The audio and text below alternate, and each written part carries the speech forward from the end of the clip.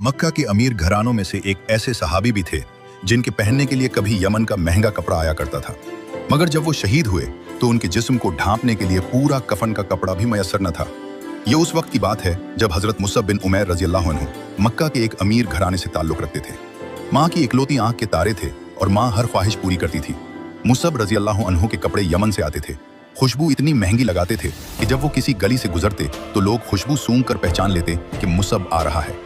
Musab रजी अल्लाह अन्हु को पता चला कि नबी करीम सल्लल्लाहु अलैहि वसल्लम दारे अरकम में लोगों को एक नई बात सुनाते हैं। वो छुपकर वहां गए, नबी सल्लल्लाहु अलैहि वसल्लम की बातें सुनी और दिल में उतर गई। उन्होंने उसी वक्त इस्लाम कबूल कर लिया, लेकिन माँ को बताने की हिम्मत नहीं थी, इसलिए कुछ दिन छुपा कर मुसलमान रहे। एक दिन उस्मान बिन तलहना ने उन्हें नमाज पढ़ते देख लिया और बात माँ तक पहुंच गई। माँ खन्नास बिन्त मालिक मक्का की सख्त और ताकतवर औरतों में से थी। उसने मुसअब रजी अल्लाह अन्हु को घर से निकाल दिया हमेशा के लिए। फिर गज़वाए उहद का वक्त आ गया। नबी सल्लल्लाहु अलैहि वसल्लम ने मुसअब रजी अल्लाह अन्हु को इस्लामी लश्कर का झंडा दिया। ये कोई मामूली बात नहीं थी। झंडा थामने वाला पूरी फौज के आगे होता था और सबसे ज्यादा खतरा भी उसी को होता था। दुश्मन की पहली कोशिश यही होती थी कि झंडा गिरा दो।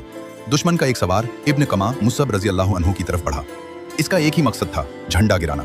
उसने तलवार से मुसअब का दायां हाथ काट दिया। मुसअब रजी अल्लाह अन्हु ने बगैर एक लम्हा रुके झंडा बाएं हाथ में थाम लिया। इब्न कमा ने दूसरा वार किया और बायां हाथ भी काट दिया। मुसअब रजी अल्लाह अन्हु ने झंडा सीने से लगा लिया और अपने कटे हुए बाजुओं से थामे रखा।